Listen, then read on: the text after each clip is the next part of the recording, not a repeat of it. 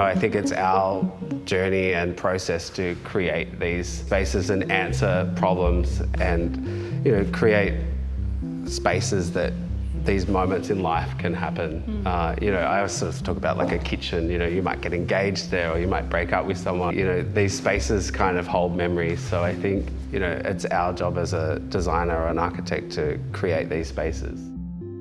It's one thing to understand it when you practice it and when you're in the practice, but the general public or our potential clients may not understand it. I think that's half the challenge. It's like we're trained in space. We're trained in how to create the flow of space, how to make the most of spatial constraints, and it's so subjective.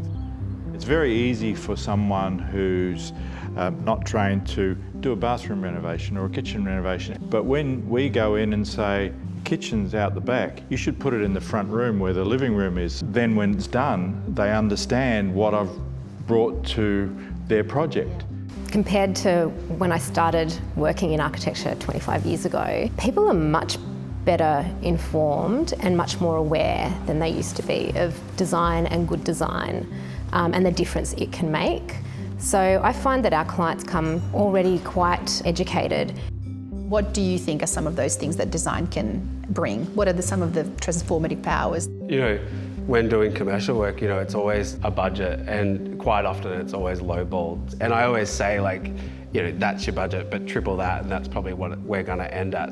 They'll always come back a year later and go, wow, we've made our money back tenfold, because you're creating an atmosphere and a space for people to engage in. It's sort of an extension of their brand. We're not just working for a client, we're working for the community in general. Culturally we have to actually say that design is really important and we've got to make a better place than we found it. Our ambitions get folded into a client's, but we're always cognizant of the city, and it becomes a third person in the dialogue, because we're always thinking about the city's responsibility, public domain, place. There's that lovely quote by Eliel Saarinen about designing within a context.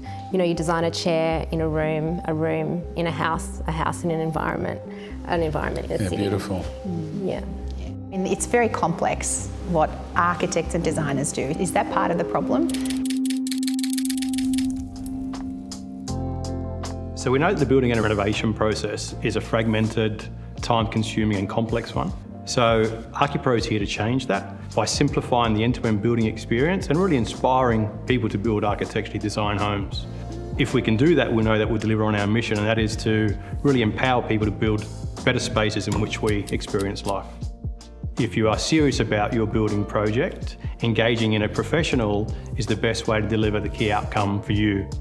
So ArchiPro allows professionals to showcase their portfolio in the way that best suits them, their brand, their vision, or their style, and then we directly connect them with a homeowner who's looking for an expert to help them out with their building project.